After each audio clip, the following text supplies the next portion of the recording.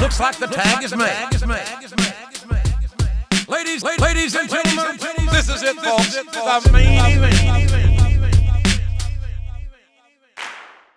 What's going on, y'all? It's CDT, aka the Mucho Mango Randy Savage. And today we got the Saturday night main event predictions going on. I have my teammate here, the greatest hot tag of them all, the BST Blunter S. Thompson. Say what's up to the people. Come on, man, let's get it rocking.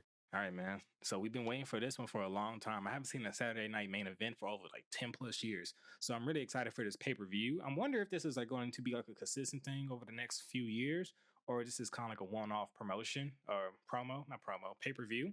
How do you feel about that? The Saturday night main event coming back.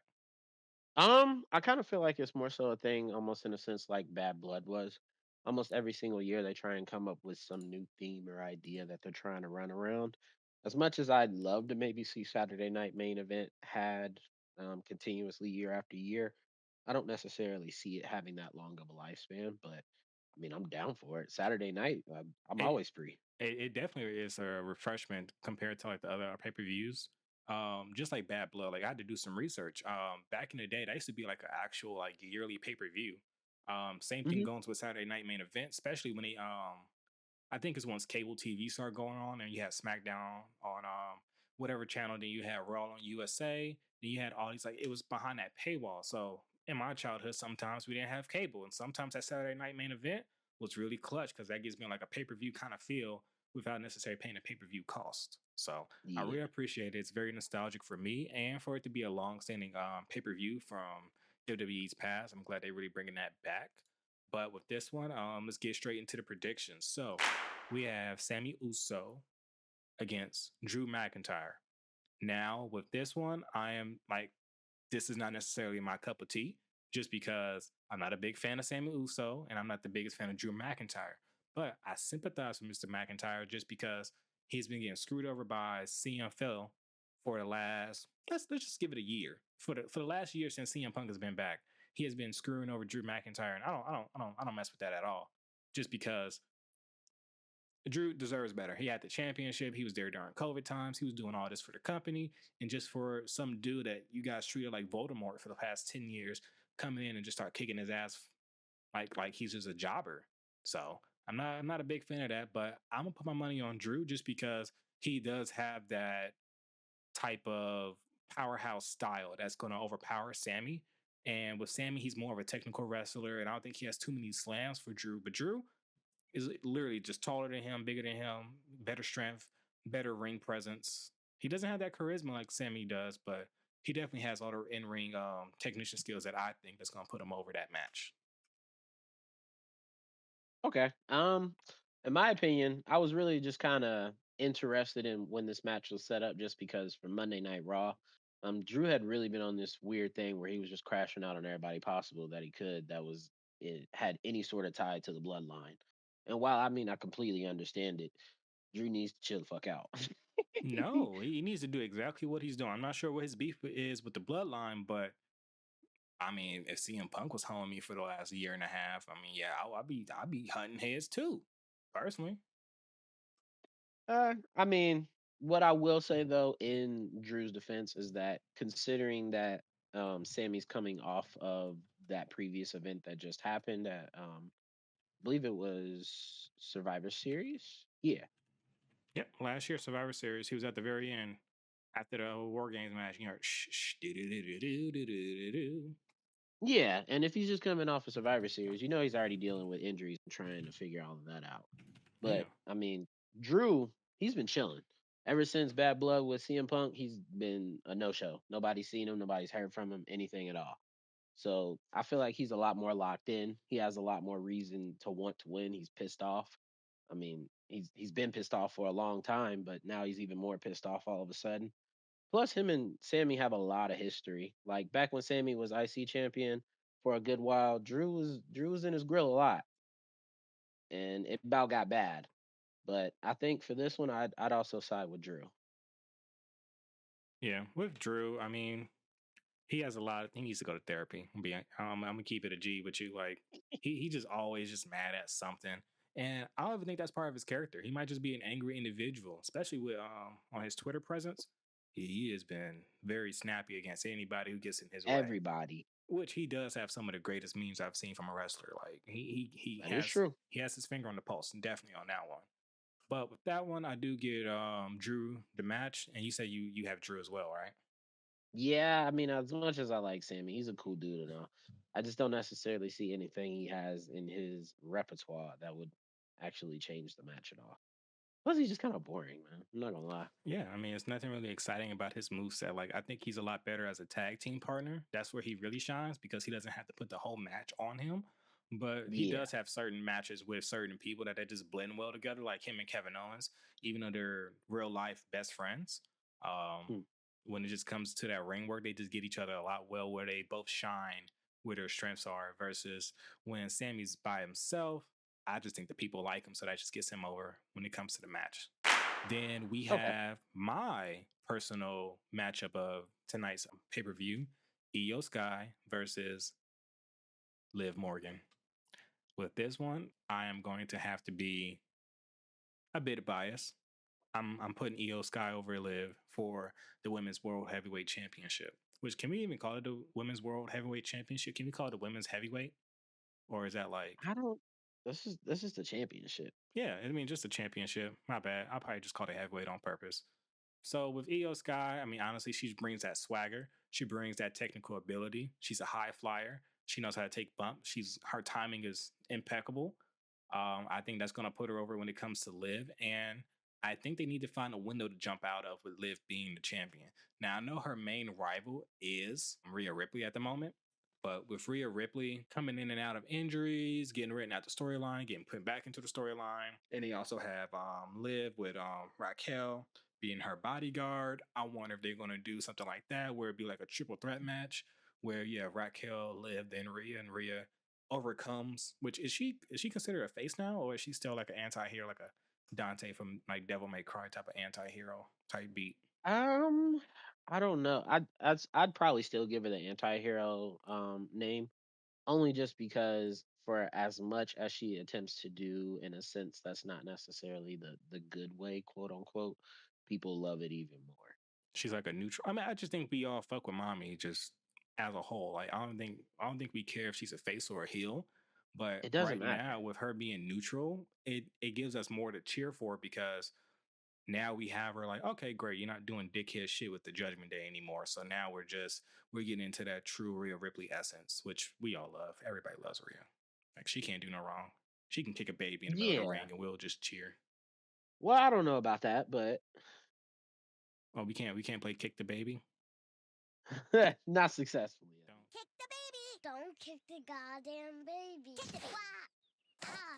Yeah, so I mean, with that, I mean, with Liv still holding the championship and it's getting close to the end of the year, I think she's going to, even though I want Io to win, I think the management wants Liv to hold it until Raw goes on to Netflix, and after that, we can kind of see how it develops from there.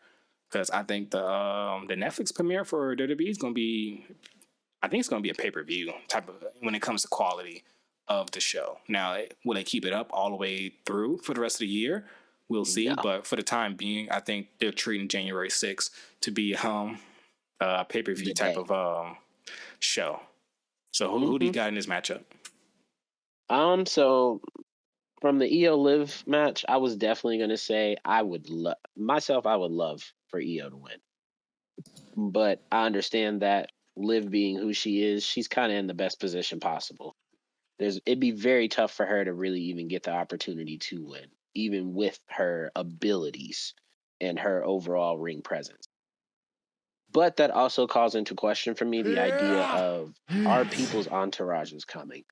Because if Liv is going to have Raquel standing behind her or whoever else comes out there with her, Dakota is also still Io is also still gonna have Dakota. She's still gonna have Kyrie. So I mean I feel like that at least evens the odds. So I feel like I can give Io a little bit better of a chance, but Liv, man, it's just kind of hard to imagine her losing to anybody right now. Yeah, Liv is definitely on fire. And for our next match, we have the World Heavyweight Championship match with Gunther versus Damian Priest and Finn Balor. For it being a triple threat match, I'm glad they decided to add Finn Balor to the mix because he's always a joy to watch inside the ring. And also, it gives them a good break apart from Damian Priest and Gunther from having a chop match and give more variety into the match, which I think it shines well for both Gunther and Damian Priest just to show their power and have Finn be there as kind of I would say the yin and yang to their similar wrestling styles. With Finn being a high flyer and also a technical genius and also a leader of the Bullet Club, he definitely has that ring awareness. Not awareness, but what's the word I'm looking for? He has that ring presence that's always welcome in a match type like this. It gives more variety for the match, and it definitely is going to produce a very good performance for all wrestlers involved. But this one, I would like to see Damian Priest get the dub on this one, but honestly, I think Gunther is going to keep the championship. I think it would be a better move for the business in a personal sense for me. Okay. When I first saw that they were booking it as a 3-man instead of just another Damian Priest versus Gunther match, I was very interested just because, I mean, Finn's a guy. That's definitely one of my favorite of Yeah, for sure. heel group, I guess you could say. I don't Mhm. really see him as a heel. I just see him as I do what I want. It's just people don't like that. He has that Rhea Ripley energy to him. Yeah, to a certain sense, it's more so just kind of I know who I am and I'm gonna do what I gotta do to get. You feel me? By any But means necessary. when I saw that he was gonna be added into the match as well, I was excited just because I really enjoy watching Finn wrestle, Mhm. and it brings a different dynamic than just watching Damian Priest and Gunther have a Chop off. some mixed martial arts match. I mean, I love both of them as their own individuals, but I do not enjoy watching them work together. They just kind of come across as we're just gonna fight, not do anything that showcases power, and then Gunther's just gonna choke me out. And it's like, bro, what are we doing here? Yeah, I mean, it's a. I would hate to say it's an even matchup, but when it comes to their styles and how they wrestle, it will be an even matchup. Like none of their moves really contradict each other, and they don't take them outside of their comfort zone. So you would basically see, like, I would just say two Undertakers going back and forth with each other. I mean, that's what their styles remind me of, is just Taker energy. And with Finn Balor in the mix, and also his history with Damian Priest, it adds a little bit more salt and pepper to that ordeal, where instead of it just being a great match, now you also have this little history, and it adds a storyline into the Gunther Damian Priest feud, because I don't think anything has really happened between Gunther and Damian Priest outside of the Judgment Day deciding to enact the policy of jump anything in sight. Yeah, and that's kind of really been the whole thing lately is just Damian Priest didn't lose, quote unquote, because Finn always finds a way to screw the match up. Which, I mean, I guess I can roll with that idea too, but I mean, it's the most point, Judgment Day thing that he can do. yeah, and that's cool. I'm at that point now, especially with just those two, to where it's like when Bronson Reed and Braun Strowman were going at it, being as large as they were, they literally had a match to where they didn't even ring the bell. They just beat the shit out of each other for like 20 minutes and then jumps on a car. And it's like, bro, these two have done nothing but punch each other inside of a ring. That's it. And honestly, like, that's probably the best way for them to go head to head with each other. Just because when it comes to, I don't see Braun Strowman lifting up Bronson Reed for a suplex. I don't see the same thing going vice versa. So with them having a street match, that is the best way they can actually get that off without it being a sanctioned match. Because with a sanctioned match, like most matches, then you have moves, you have spots, you have this and that, but you got two big dudes right there. So the street match would probably be the best way to go about doing it. I mean, rest in peace to that town car. I mean, he didn't deserve that, but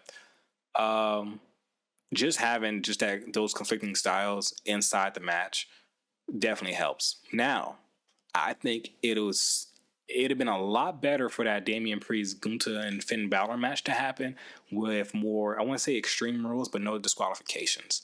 Now, that will also would open the door for the Judgment Day to get their hands dirty and just start jumping people. But I think I think Damian Priest and Gunther can handle themselves when it comes to the Judgment Day, because Carlito's not going to do nothing but get hit and lay down and set up for the next spot. Then JD McDonough, his forehead's too big, so he's kind of top heavy. So I don't think that's going to work. And who else is in the Judgment Day at this point? So we have JD McDonough, Carlito, Dominic Mysterio, even though he is the underrated GOAT. He's just there. He has the same thing as Carlito.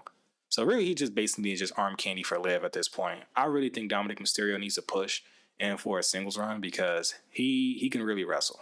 Like, I know we keep trying to down him for being the son of Rey Mysterio, but I'm waiting to see it. this ain't like a Michael Jordan, Marcus Jordan type of ordeal where he is just, oh man, I got the name on my back, but I'm just ass. No, let's call him like Bronny. You know, right now we don't know what Bronny's going to turn into, but fingers crossed that he turns into something. Is it going to be LeBron? I doubt it. Let's not even. Whole lot of game in there though. Whole lot of game. So there's a big shoes to fill, but I think Dom can really set off his own pathway. But do you think that Finn Balor is the leader of the Judgment Day? Oh yeah, 1,000%. I mean, and as much as the whole makeup of the Judgment Day is we don't do leaders, we don't have a leader, they all in a sense kind of look up to Finn. But I think that's just kind of what it is. Isn't that kind of hypocritical? Because isn't the whole reason they broke up with with Rhea and Damien just because they got too big for their britches? Or yeah, is this I Finn mean, with the short man syndrome?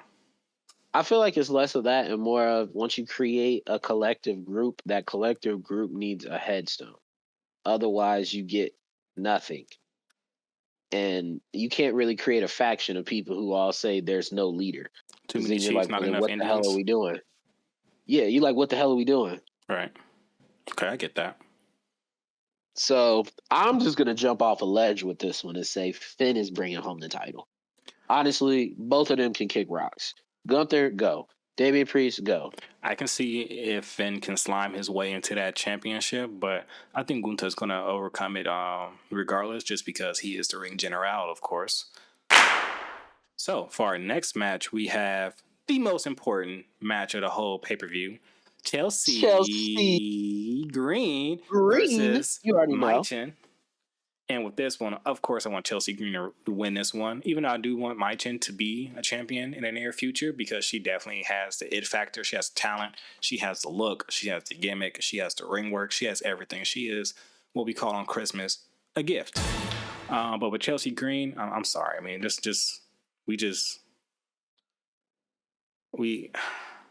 Chelsea Green, it's just perfect. Like, it's perfection. You just can't beat it. It's just perfect time. It's her time to shine.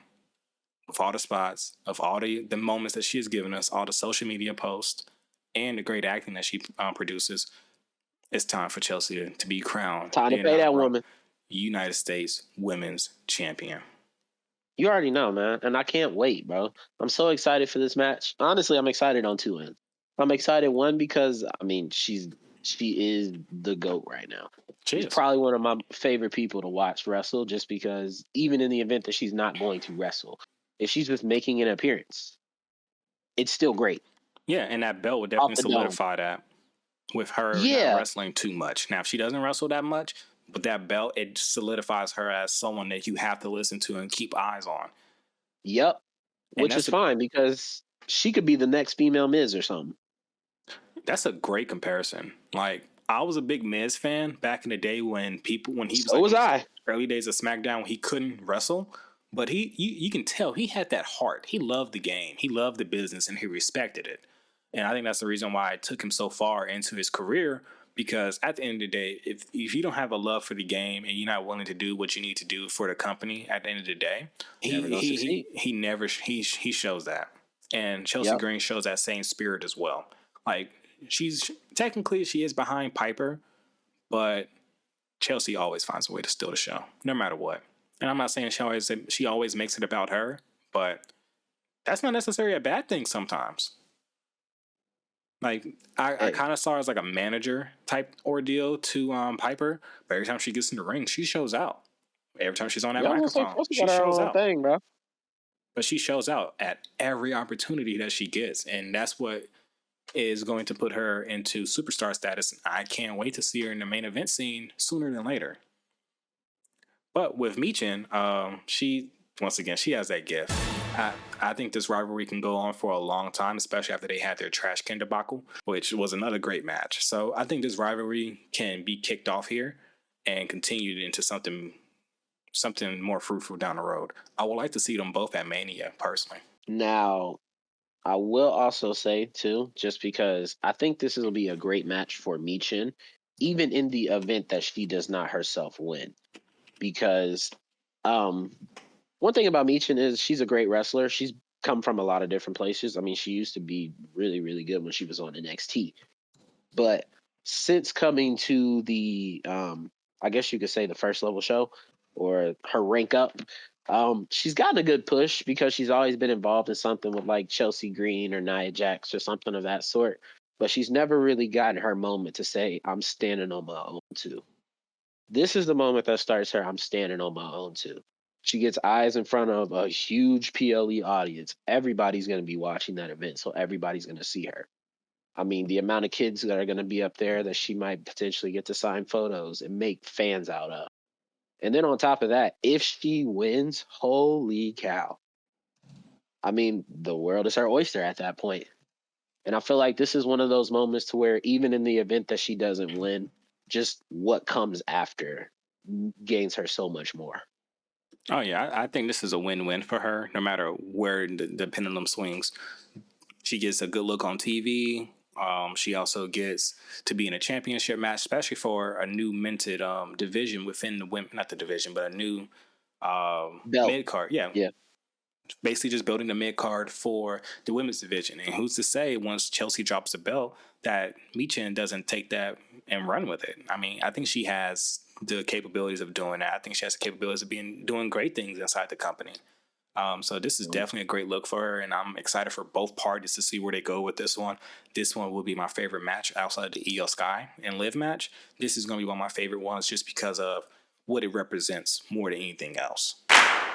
For sure. And CDT, we got one more, my man. We got one more, and that one is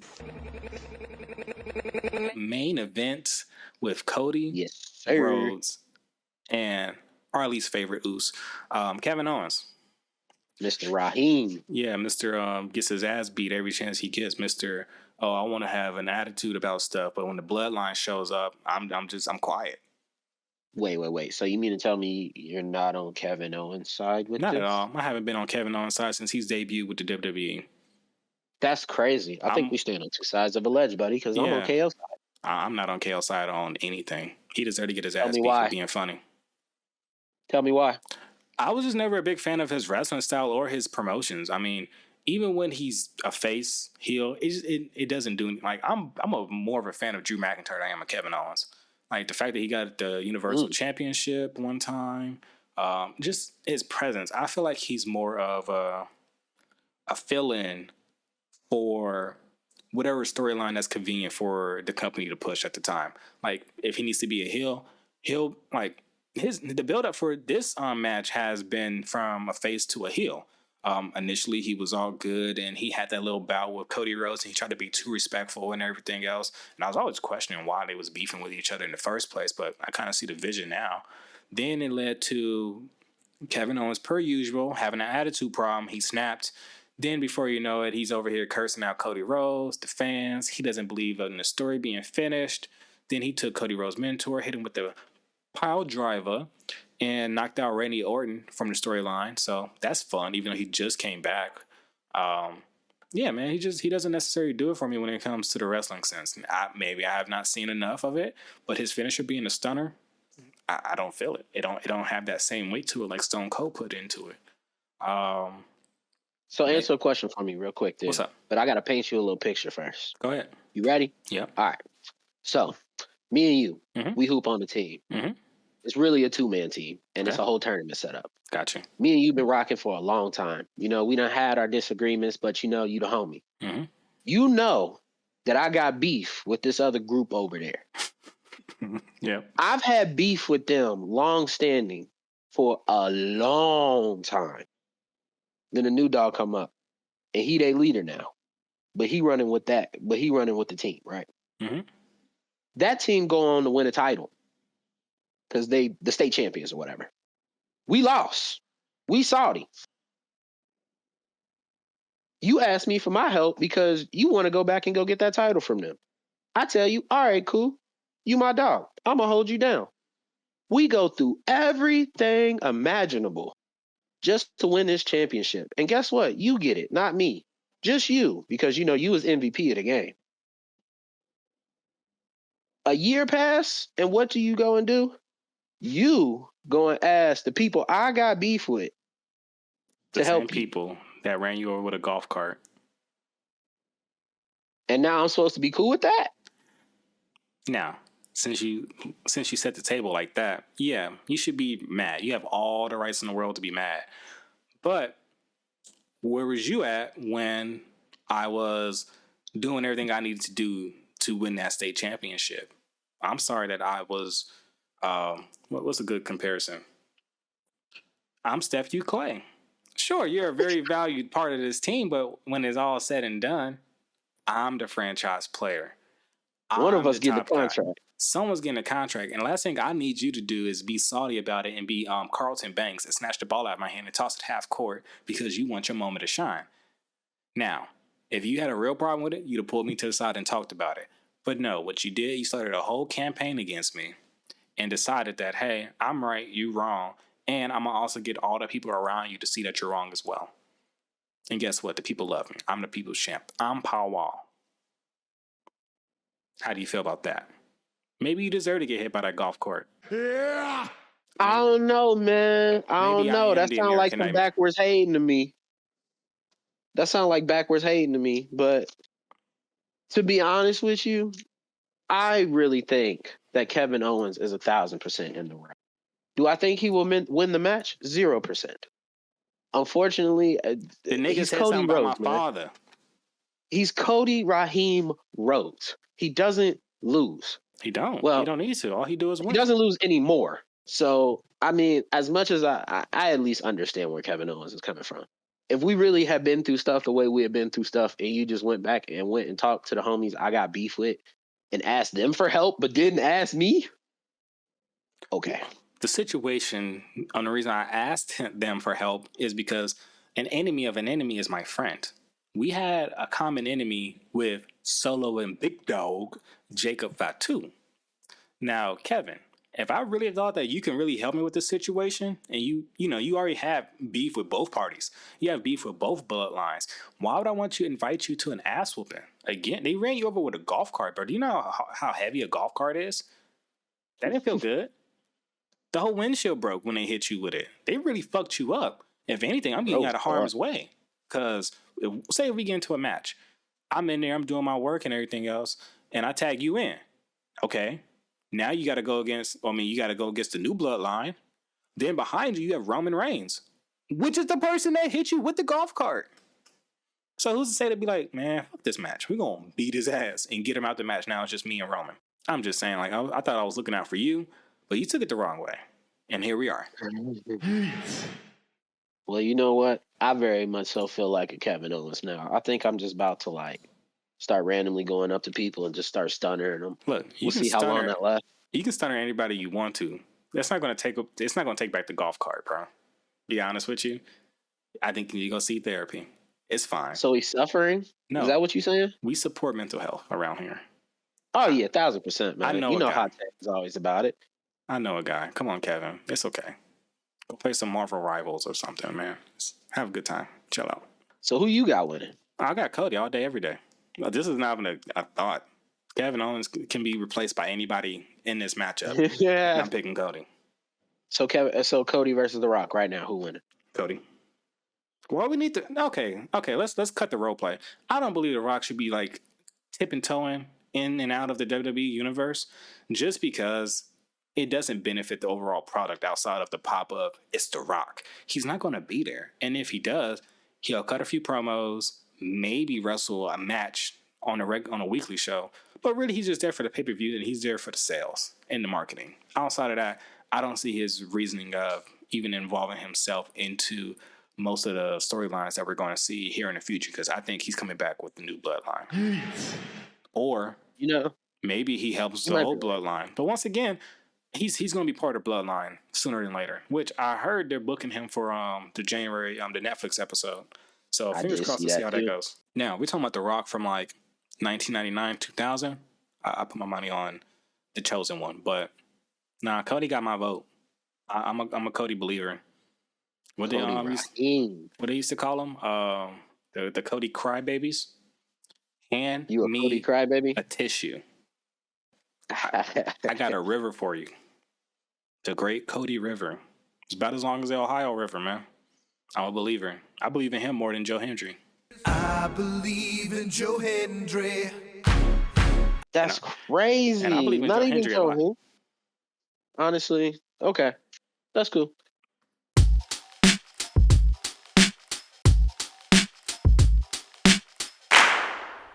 Okay. 1 second. So, we just finished watching Saturday Night Main Event, and I had some very strong feelings on what I witnessed tonight. Now, for our first match against Sami Zayn against Drew McIntyre, was a surprise. It was a shocker almost. Now, I did have my money on Drew to win it, but the way he won it and the match they put on surprised me. Just with their conflicting wrestling styles, I didn't think necessarily it was going to be the best match to be put on TV, but they really showed out, and with Drew carrying it over with the finisher of the Claymore out of nowhere, completely took me by surprise. I thought Sami was going to hit it with the Hululu kick and everything else. We got the 1, 2, 3, the Habibi wins, and the crowd goes wild. But with Drew and his vengeance against the old bloodline, I think this sets him up real nicely to shoehorn himself into whatever they got going on with the bloodline. I don't think he's going to be a main player, but I think he's going to be someone they need to watch out for during that whole beef they got going on. So with that match, I'm going to give it a solid 6. Wasn't my favorite one, but when it comes to the product they put on the square circle, I was impressed. I wasn't impressed. I was satisfied. BST, how you feel about it? Watching the match, huge Drew McIntyre fan, so I enjoy watching him wrestle. He looks great as usual. Sami, I've seen them wrestle before, so I don't want to say it was anything better than I've ever seen from them before, because the match when it got really personal and Drew was like yelling at his wife, that one I will say was a much better, much better match. It was a lot more intensity, a lot more feelings, a lot more emotion. This just kind of seemed like a pissed off guy facing another pissed off guy, kinda. But what is Sami pissed off about? And that's the part that I'm still trying to figure out. I think he's just mad because he was seeing other people get jumped. And he's like, you know what, buddy? I'm going to stand up for everyone else, which is He cool. rolled his but you didn't sleeves even back. win. Sami rolled his sleeve back and was just like, put him up. Put him up. Yeah, and it's like, I wasn't mad about it. I thought he put up a great performance. I've said before, and I will say again, I do not think that Sami is the most interesting of performer, but I don't think he's bad. I just don't think anything that he does is necessarily Mid. like, wow. Mid. Yeah, it just kind of feels like a yeah. But I will say, I was also one of the people who, during his run as Intercontinental Champion, I was on Mid. board. No, I was actually on board. I really, wasn't. really enjoyed it. Habibi couldn't get no love from me. That's straight midi. Which is why I think I don't like it now, was because what I saw then is the same exact thing that I'm seeing now. It's just like this random pump of intensity that comes up out of nowhere. Like that old feeling when you used to get hit in the head with something in wrestling and you click triangle and they like bash it up against their head and it turns them up. It feels like he's trying to do something like that. He just Sandman? doesn't do it right. Yeah, like some hardcore shit, and it just don't ever come out right. He just look a little crazy and start flailing his arms around, and people are like all at once like, "Oh, we should cheer!" Yeah, he's the designated good guy in every situation, and it makes me sick to my stomach. It's like hip hip hooray as a wrestler. Maybe that's another one of my problems with him too. Is I just kind of feel like overall his character development hasn't been interesting. What development? Outside of him being a Uce, that's probably the most interesting thing he has done in this company. Whoa. Don't forget he used to wrestle with that freaking flannel on. He's come a long way. He's come a long way from being Reggie to mid. So congratulations, Sammy Uso. That boy got seeds. At least you can roll him up now. Roll him? No. Keep that over there. I'll break your blunt if I find you got that Sammy in it. That Sami Zayn pack not hitting like he used to. Used to. It never hit for Chris. But Dang. what are you giving that rating for that match for the mid? Is the mid selling high for you? I'm honestly sitting right there with you. It was a 6.5 for real. I really enjoy watching Drew, but I always enjoy watching Drew wrestle. I think he's great. Yeah, I really think they should really put him back into the main event scene. I think the beef They with should. Philip did him well when it comes to visibility, but when it Yep. comes to his overall career, I think he should be challenging the Damian Priest, the Guntas for the championship.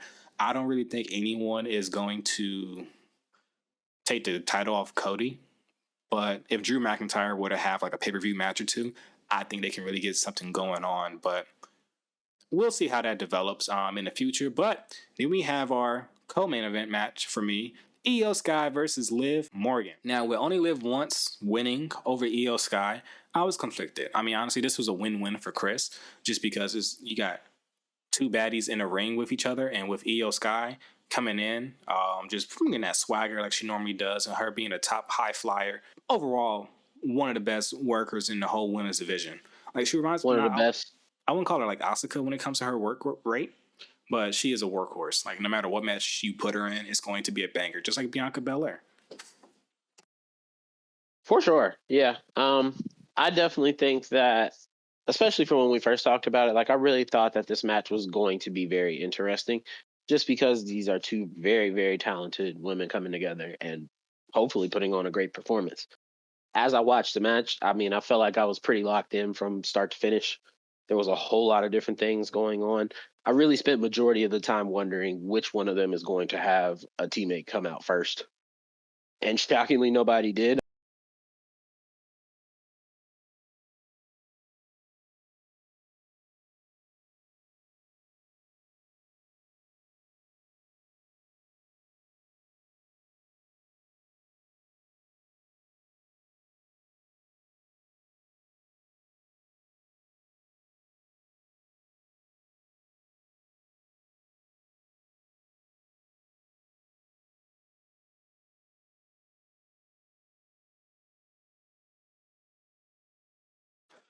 So now we have my co-main event, the Io Sky versus Liv Morgan.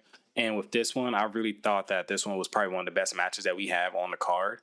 Just for my infatuation with Io Sky and her ring work, and also my infatuation with Liv. So I don't care who won, Chris wins in this one. But with Io Sky, I mean, she definitely had one of the best performances in the match. Like, she likes to carry the match. She is a workhorse, just like the Bianca Belairs, the Becky Lynches, any of the top women divisions. Like, almost like Asuka as well. Like, just no matter what match you put her in, she is going to shine because she brings that swag, that personality, the timing, the execution. Like, everything she does it at such a high level. And Liv as well is no slouch in the ring as well. So both of them together is probably one of the dream matchups that I have for this year. But with this one, Io definitely she basically showed her ass the entire match against Liv, and even maybe hurt Liv a little bit too much. You see that little kick that she did to the face, and where Liv is at now? Ooh, that looked nasty. Very nasty. But little that people know that Io Sky, she has a taste for the hardcore.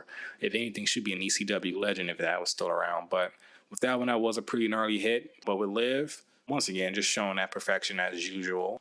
She definitely has the personality that no matter what she does inside the ring, it definitely shines bright, including with wrestling moveset. But with that match, Liv ends up winning, to my dismay. But either or, I don't know what they're going to do with her and her championship run going down into the new year. I think that she is going to start a rivalry with Rhea Ripley going into WrestleMania. I think that's where we're going to see that to conclude at. But in the meantime, I'm going to give that match a solid... Actually, I'm going to take it 2 points off. And it has nothing to do with the performance of the match. It's going towards those commercials. Like, half the match seemed like it just disappeared out of nowhere just due to commercials. And I didn't like that at all because this is one of the matches I wanted to see. They wanted all those commercials. They should have did it for the Sammy and Drew match because outside of that, it was kind of a stinker for me. Or at least do it during the walkouts, dude. I'm like, yo, Yeah. y'all have the perfect opportunity to do it when nobody's actively looking to watch wrestling. when they're walking out. I mean, some people, don't get me wrong, some people really like listening to people's walkout music, etc. But in the middle of setting up one of the most crucial spots in the match, because by the time the commercial ends, it's like boom, boom, here, and then it's over. And it's like, well, dang, man, you just kind of robbed us of like 2 minutes worth of action. Watching that match as well, I probably feel like it was, in my opinion, about a 7. I wasn't mad at it. I thought it was a great match. I thought Liv put on a great performance. She does what she does best, man. Especially considering the fact that her and Io were relatively in that same sort of size bracket. I thought it was a great performance. That kick by Io was ooh-wee. I was looking at it, and at the time I saw it, I thought it was bad. But then once he raises her hand and you just see the blood starting to kind of pour out of her face, you're like, uh-oh. The one thing that this match ending does kind of leave me in question about is, in most cases, matches kind of leave you in a situation where you can kind of either plot or figure out where they're going to pivot from here, or where's the next story going to take us. In regards to Io Sky, this doesn't really answer that question for me, because Io's kind of been in this weird space to where she went from being a champion, a well-known, understood champion, to now she's kind of scrambling for a match here and there, and or finding her way into somebody's tag team event, but not necessarily her kind of just standing the own test and being her who she is, which is very confusing to me, just because, I mean, when Io was on the route to her run, considering the fact that they broke off from Bailey, outside of that, she was doing a good job. And on top of that, you were seeing her regularly. Now she's just kind of floated away and just kind of hops in and out of matches every here and again. It just kind of makes me wonder, like, what is the plan there? What's the idea? Which kind of draws more of attention to the fact of, I don't really understand how they are creating long-standing stories for folks outside of involving a title. Like, how do you push to the next stages or the next steps, or make more happen for, I guess, in a sense, each of your talents, if they're not challenging for a title? Because challenging for a title is a very huge thing. And when you win, I mean, it opens the door to a billion things for you. But when you lose those matches, oftentimes the question becomes, well, what do you do now? And if they're not the type of person who's just going to be sick and bitter over it and just trying to get a rematch after rematch after rematch, I just don't really understand, how are we creating the sort of thing that says, ooh, I really want to tune into this match because this rivalry is great, or these people are great together. It's now just who has the title, how long have they had the title, who are they challenging? And that's about it. Otherwise, your storyline just kind of dies off. And that's not necessarily the worst thing in the world for a storyline to die out if you lose your title match. A lot of times you find yourself, depending on your character and your ring work, that it can still put you in a good position. Like, you remember that time when John Cena, or that LOL John Cena wins era in WWE, where no matter what, Yeah. John Cena was going to win the match, no matter if he got shot in the face. Like, it's a good look, and especially with Roman Reigns of having his title run for over 4 to 5 years now, it definitely can still elevate you in the storyline. But that just gives it puts you in a position to show who your character and what your gimmick really is. Do you believe in your gimmick? Do you believe your ring work? Are you over with the people? Because at the end of the day, the people are not going to turn on you if you lose a match. There's just no way for anyone to really fall off. Like, even with LA Knight losing his championship, he's still LA Knight. Yeah! No matter what. So you can't take that away from him. There's certain things you can't take away from a wrestler when they lose a title or lose a title match, unless they have a huge push and they lose, and sometimes they can kind of fade out. But that's not necessarily on them. That's more of creative as a whole. You know? Okay. I'd say I agree with you. It's just, especially, I guess now it really feels like it more. Like older segments of wrestling, it kind of felt like you could get a good sort of creation of either a feud or just something that made people want to watch. Like the closest thing I could probably example that to now would be Andrade and Mello. Just because while that was a great match, I mean, and it's continued to correlate into better matches, that's the last real example of two people who are kind of out of nowhere creating a rivalry and it's actually going well. In And most cases, it just doesn't really work. But I mean, why have they not been in like a PLE or something? They need something where a lot of people can see them. well, there's only so many spots that you can book for. But with those rivalries building upon themselves, it definitely sets up for a great rivalry. And who's to say they break that rivalry up for the time being and one of them wins a championship? And now we got a little bit more at stake, which I think Melo is up next for sure to get that. But Andrade, he deserves it as well. There's a lot of people on the roster that can deserve a mid card to a main card spot, but the thing is, we're kind of stuck between the Bloodline and Cody Rhodes being the main two drivers of the main story for the brand as a whole. And then again, it took a lot of work. It takes a lot of resources to get all that stuff set up, and they had to be more future thinking about it. But especially with the women's division, like I think Io Sky can find herself in a new storyline here soon. Not sure if it's going to deal with damage control, but they can also go beat up on Bayley. Like, they was being mean to her before. Why not treat her like Kevin Owens? No, I'm sorry. Did I touch a funny bone for you, Kevin?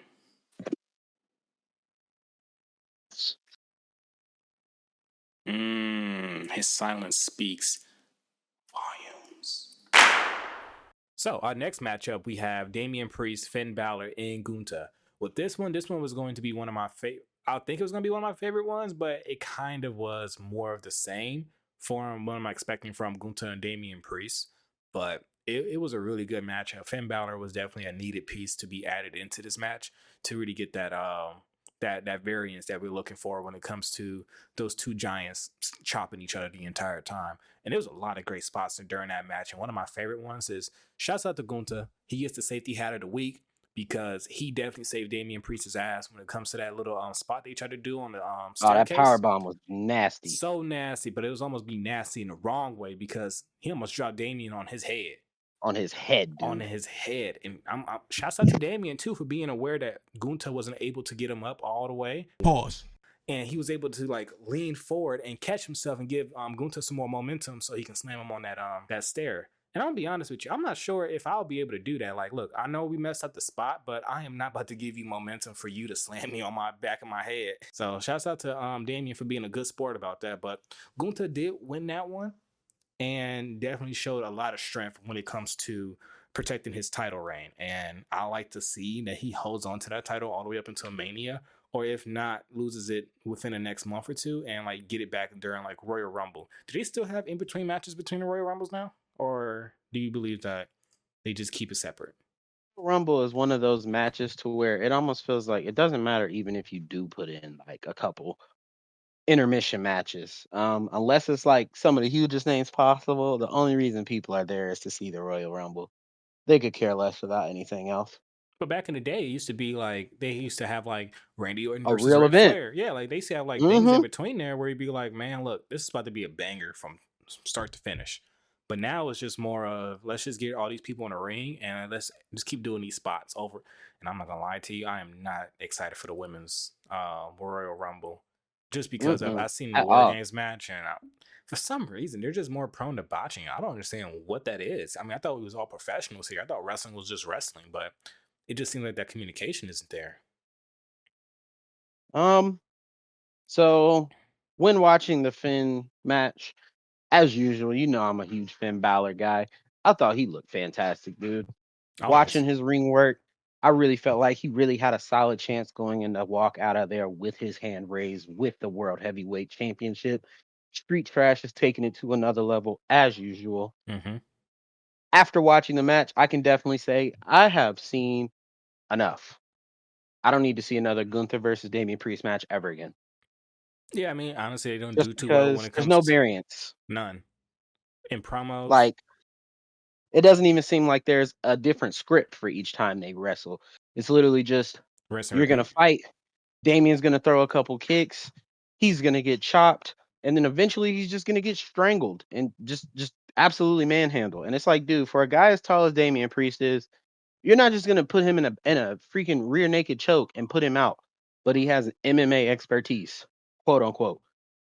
I'm gonna be honest with you. I don't think Damian Priest got nothing for Brock Lesnar. So we're gonna talk about MMA. It's either him or Matt Riddle. Yeah, like I wasn't mad at the match. I thought it was a fantastic match. I For honestly what it feel like was.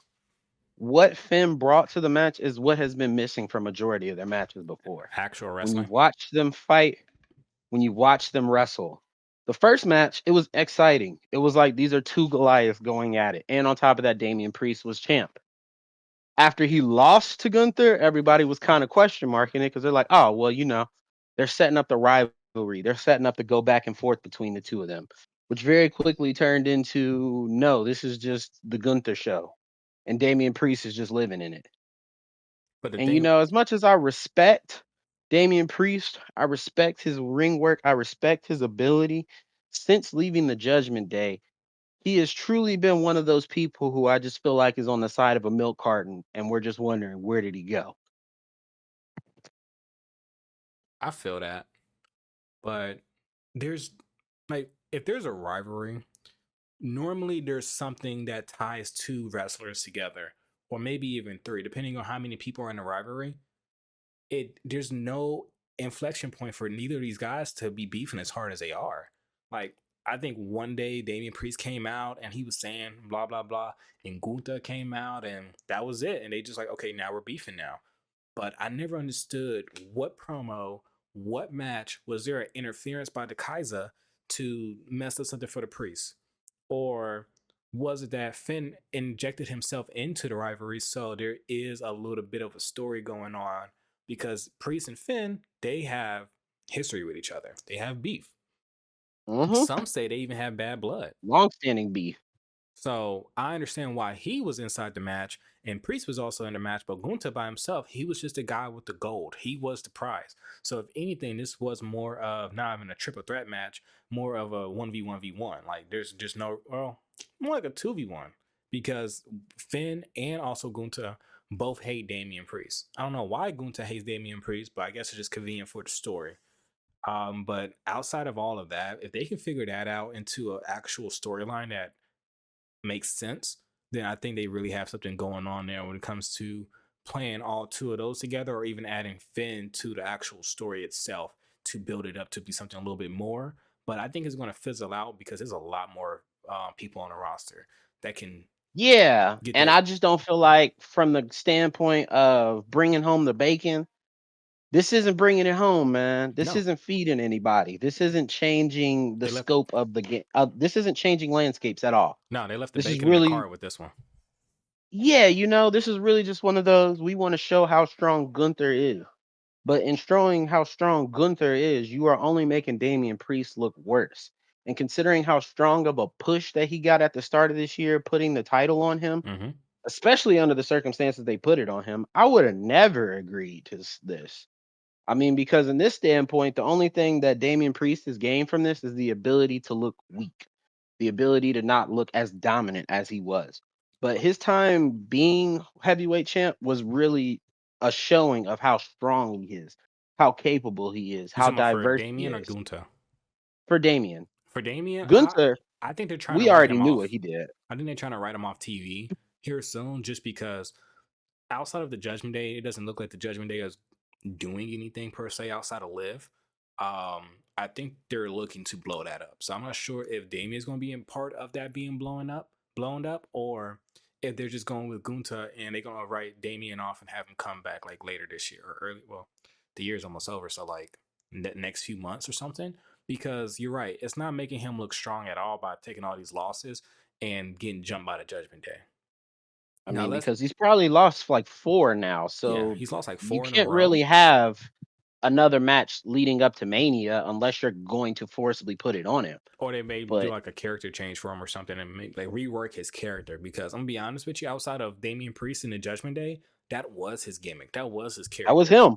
So Yeah. outside of that, you don't really have anything going for Damian Priest. Outside, like even before when he was with the Judgment Day, but he was kind of a face when he was going against Bad Bunny. which once again they both showed out at Backlash, one of my favorite pay-per-views. Um, it's just there's no character development going on with Damian Priest whatsoever. And I'm not saying he's bad at his mic work, but he doesn't have nothing to go against. Like even when he was the Terror Twins with him and Rhea going against Dom and Liv, Dom can Did eat him nothing. up on mic. Unfortunately, if they can Yep. give Dom some shine, which I cannot wait. I am a Dom guy, and I want him to be able to use the mic properly without being booed. I understand he needs the heat, and I'm glad the fans are reacting to him. But at the end of the day, he can't get shit out. He can't get shit off at all, and he's just sitting there just being booed the entire time. And someone else has to either take over the segment or he has to talk over the boos and everything else. Then he needs to get his match. I'm telling you, 2025 is going to be Dom's year. I'm calling it right now. I agree with that. I mean, especially if he can find his way into either this intercontinental fight, or he can find his way into, I don't know, maybe he switches brands and goes over to SmackDown and finds his way into the US Championship. Ooh, I would like But that. Yeah. his way into a title, just to put something on him that shows his worth, is needed He had the North because he American has Championship for a minute. everything else he needs. Yeah, when he was on NXT, which was dope. I didn't think he was bad. I mean, when he was on NXT, he was a great wrestler. I think he was on Raw. I think like people on Raw and SmackDown can go to NXT and wrestle, but it was kind of rare that you can go there and get a title and bring it over to the other show. And I think that's when Rhea had the championship, Damien had a championship, they had the tag team titles, and they also had the North American Championship because they wasn't taking the title off LA Knight or Gunta at the time. So they had to Yep. give him something. Which I mean, it worked. It definitely brought that image to the Judgment Day, but just seeing how things are now, I don't know what their future is going to be, but all in all, I do give that match around I'm not going to be a hater. I'm going to give it an 8 out of 10 because for what it was a great match. And also that save by Gunta gave him like 2 points in my book. So I'm going to fuck with him on that one. I'm going to give him an 8 out of 10. BST, what's your rating? Yeah, I got an 8 out of 10 on that one too. I just feel like for what Finn did to the match, it elevated to a point to where it just became more than just slightly entertaining and became, I can actually sit and watch this now. Yeah. So if nothing else for Finn alone, we gonna give it an 8. Yeah, it wasn't, it's not mid at all. But Not at all. the next match we have up is our favorite match of the night. Chelsea sir. Green versus Green. Meechin.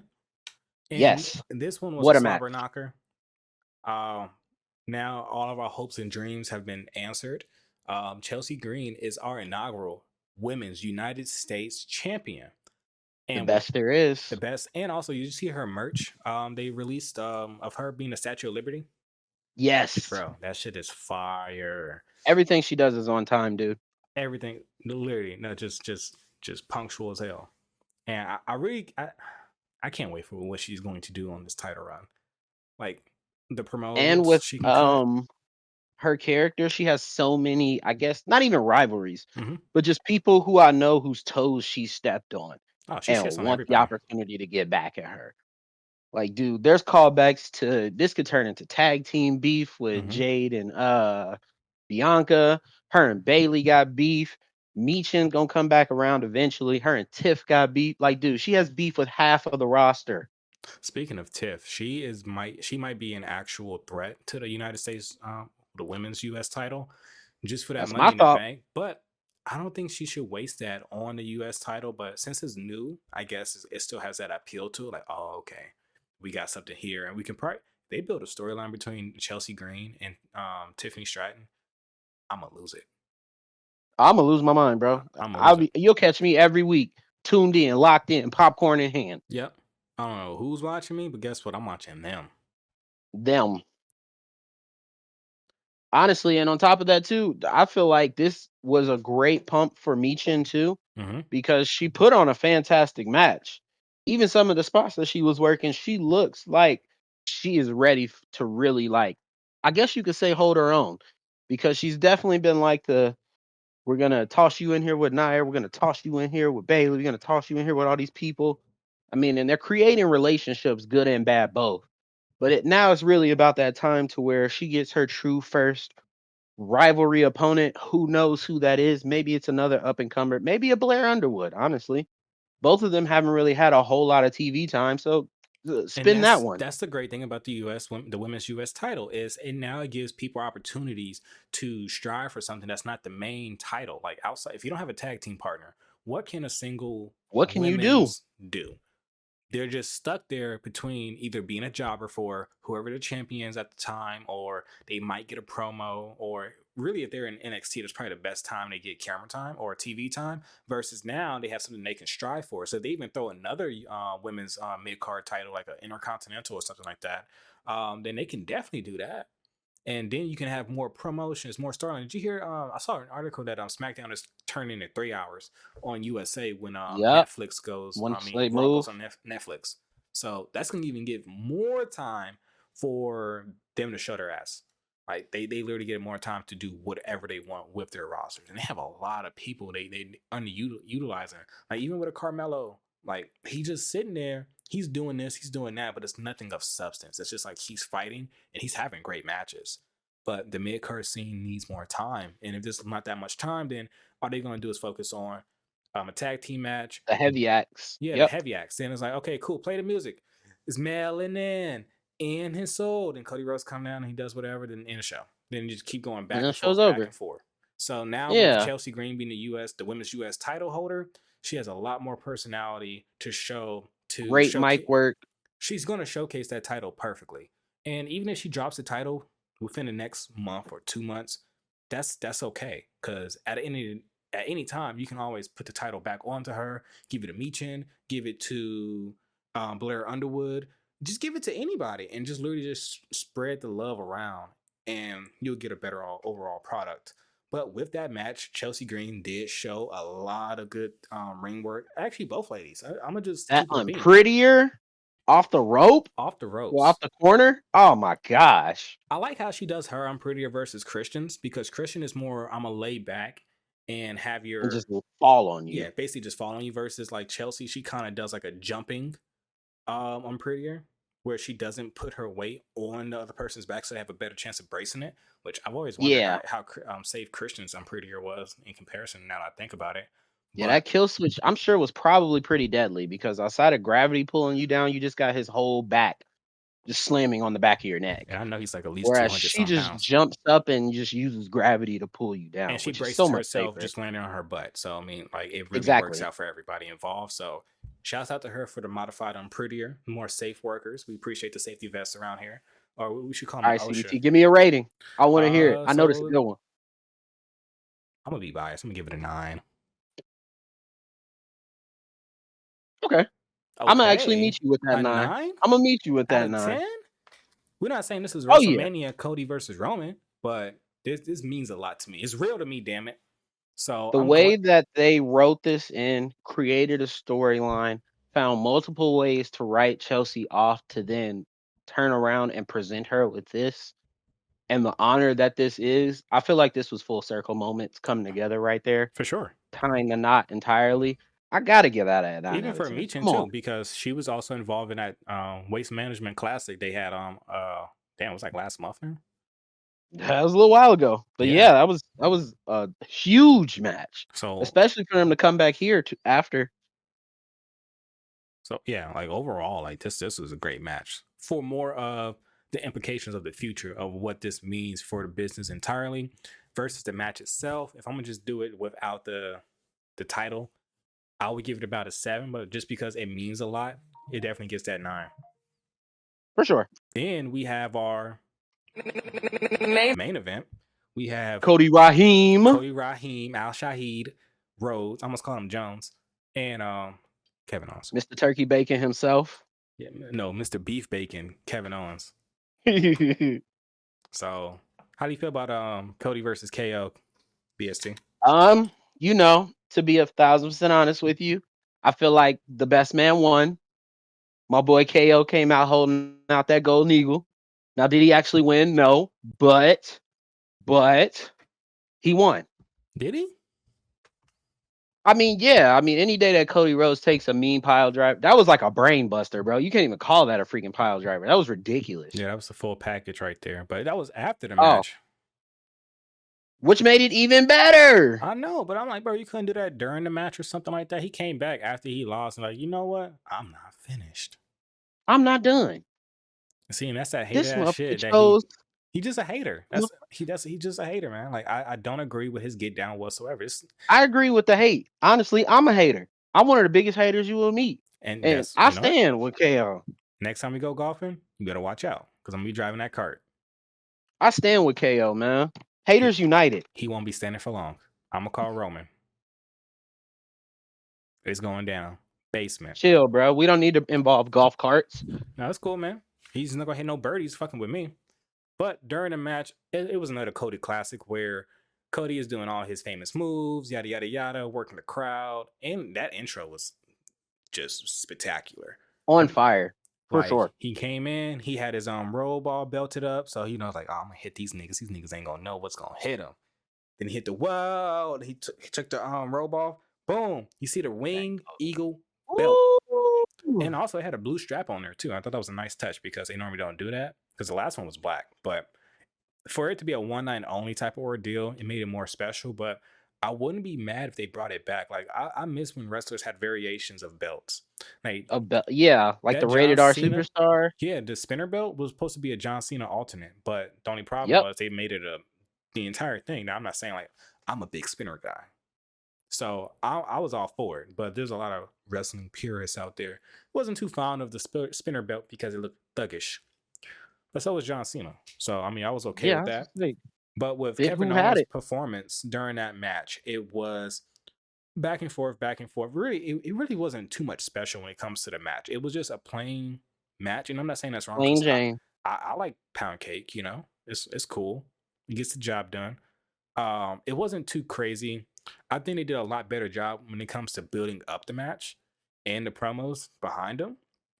But when it came to the actual like in-ring work, we seen better throughout the night. But this one was also just exciting just because, yay, Cody wins again. Which after this power driver, after he did after the match, it was kind of confusing because now it's like, okay, Cody's hurt. Randy's hurt. Hurt. So are they trying to take Cody off TV for a while and have him come back? Or is Cody gonna come back with some brain damage and become like Homelander, like a heel Cody? Like the real American Nightmare? So what I would love and what I'm forecasting to come out of this is that Cody takes a little break from this. And this is what they were looking for. I mean, as he should. He's But been we're working gonna get a hella hard. rematch. And this Boo. rematch, I think, is gonna either be a no holds barred, a Hell in a Cell, or something dangerous. Because Cody and KO are two of the better, I guess you could say, special rules competitors, just because they've been in a lot of those types of matches and they can deal with those sorts of stipulations and still put on Yeah. good performances. Cody got a real taste for the hardcore. And I love it because I feel like that's my only problem with Cody Rhodes is while he's been a great champion, he's never had any actual title defenses that were like, holy cow, that was crazy. I will say Backlash was really, really, really good. Backlash was fantastic. Not only just because the one with crowd was going AJ crazy. Styles? Yes. Not only because the crowd was going crazy, but just some of the things that they were incorporating, like Cody using the steps to get him to say, I quit. That sort of thing, that sort of feeling is what I feel like we need in order to feel more of an attachment to Cody. But the Because thing, Cody's grind getting the championship just felt like such a grueling task. was It literally felt 2 like years in so the much making. work. Exactly. And since he's won it, it's just been a lot of straight up singles, one-on-one matches. He's beat everybody under the sun. And He it's just like hasn't he beat beats everybody them, under the beats them. sun. It's just like he wins. And it's Exactly. not like how Roman Reigns, where he was just having bangers after bangers. But now Cody Rhodes is finding himself in that territory of it's not feeling like he's the people's champ. Yes, he is over, but as a face for Cody's aptitude for destruction, he doesn't get to showcase that as a face.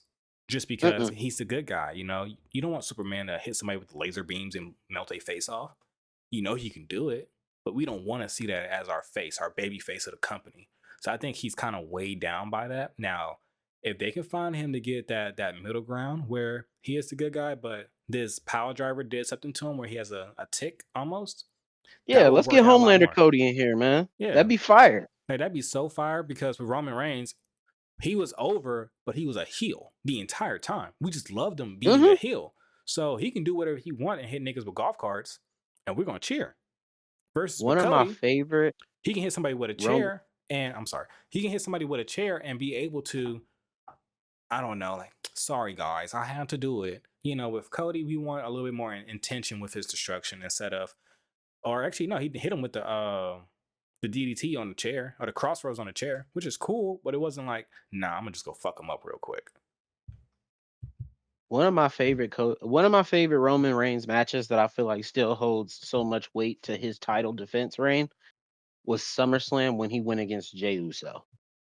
That was one of the biggest matches of the year. Tribal Combat went crazy. And then on top of that, you have Jey Uso, who was one of the hottest things smoking, as your face to the match against Roman Reigns. Everybody wanted Roman to lose. Oh, yeah. It's 4 yeets for my boy Jay. Any day. And I feel like the creation of I want this guy to lose does so much more beneficially to your champion than he's never going to lose. Once again, that John Cena, LOL, he wins again type of ordeal where I'm not saying that John Cena kind of ruined that, or I don't see Cody Rhodes as a John Cena or a Hulk Hogan. I see him as a working champion, which is good, but also it tires him out because he's working live shows. He's doing Europe. He's doing everything. Literally everything. So hopefully this gives him some time off to see what happens with that in the future. Maybe they have a tournament, which I hate when they have tournaments, man, because it just seems like a big time waste just to not have any type of actual promos or any story building. Let's just have a tournament then. Okay, great. Number one contender. Here you go. Fight. So I'll be very interested to see how that goes. But I would like to, you're right, maybe we do need to see like a Cody versus KO part 3.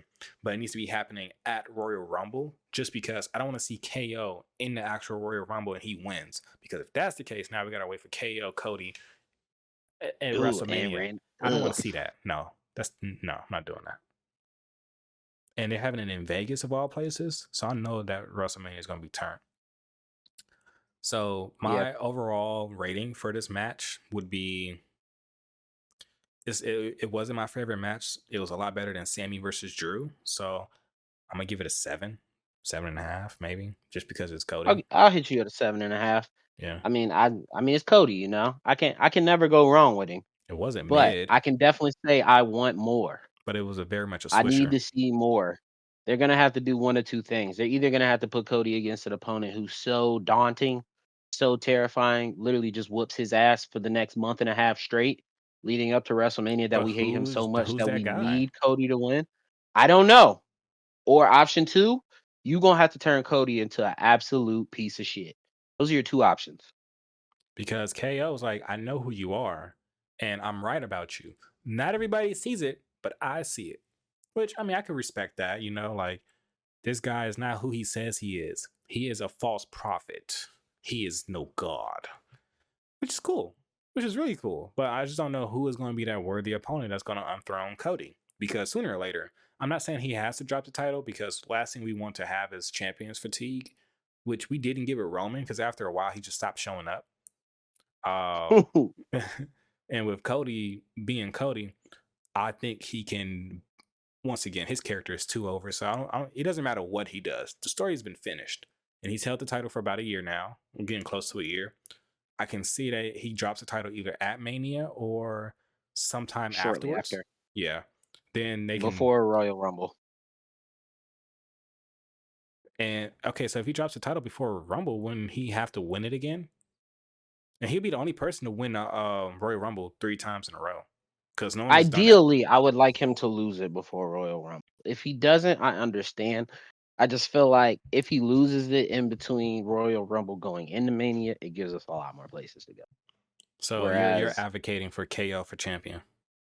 I'm advocating for some title shakeup. Because if we just stay along the same path of Cody coming against some quote unquote heel, beating them, not really sustaining much injury at all, not really having to deal with them in a way that makes them truly seem like they don't like him, it doesn't really provide any substance. I mean, there's Cody one just hater. winning a match against some guy who he doesn't necessarily hate but doesn't necessarily love doesn't mean anything. Well, I mean, yeah, I mean, there's one hater that can think that can actually go towards Cody and have a point. Drew McIntyre. He literally has everything rolled up into one when it comes to gimmick, ring work, size, pettiness. You know, KO is petty, but Drew McIntyre, Drew's different. he's Yeah, a Drew will hater. pull up on you and just whoop you in the whole back. Like No, how he did CM Punk, bro. He eventually just got tired of him and just whooped his ass. And then you open up a freaking garage door and he's holding his bloody body. It's like that now Drew speaks McIntyre is how a hater volumes. is to beat your ass on Christmas. Literally just knocking on the door. Oh, who's there on Christmas morning? It's Drew. You remember when I mean, because at this Triple point, H came to bro, Randy Orton's house? yeah, that's what I'm saying. That's about where we're at. We're gonna literally need somebody to kick Cody's front door in and slam his head into the fucking dressing, or we're not going anywhere. He said, "Oh man, that's a nice TV. Smash!" Smash the fucking Georgia pecan pie over his head. Do something. All right, something like Cody needs a little bit of a shakeup, and I'm not sure what that looks like for him. But right now, Drew Cody needs a McIntyre's. Umaga. Are we trying to say like not Zilla Fatu, but Jacob Fatu? He just needs an absolute force of destruction that's so terrifying and so like so Jacob, much stronger Jacob, in eye. Jacob, Jacob will be Jacob. dope. I just feel Jacob be like that's too too dope. fast of a push for him. I don't think we're ready for that just yet. Next year, No, for because sure. if Jacob gets the title and then his first promo he says I'm a dog walk your ass, it's over. It's He will over. never lose the title again. No, let's just He's close the whole over. company down. This is it. We've peaked. That boy is a Patrick Mahomes lob over. Yes, he is a Patrick Mahomes waiting to happen. I can't wait. They need to put a title on that man. He's on SmackDown, so I guess the United States He's champion. too good for United States Championship. He's too never. good. No, that would be his first title or his second title because I think they had tag teams beforehand, which is kind of weird for the Bloodline to have tag team champions because who is wrestling? Like, is the infamous Tamaloa, is he wrestling or is just Tama Tonga and Jacob Fatu? Like, It don't matter. they just shared a belt. Whoever feels like wrestling that night, it's wild. Tell me you about to go get your squad together, and I got Jacob Fatu and Tama Tonga sitting right here. Them niggas are not showing up. I'm not. I wouldn't Nope. even argue with I'm you. at the Like, crib, you nigga. said you got Jacob. Come on, bro. Like, you got nobody else. We got Solo. Like, all right, bro. Damn. I'm gonna dap you up. I'm gonna catch you next time. I want me to Shit, catch you y'all gonna next lose time. the title eventually, and I'm gonna challenge them niggas. Right. I'm gonna be right behind them. I'm not the number 1 contender. I'm the number 2 contender.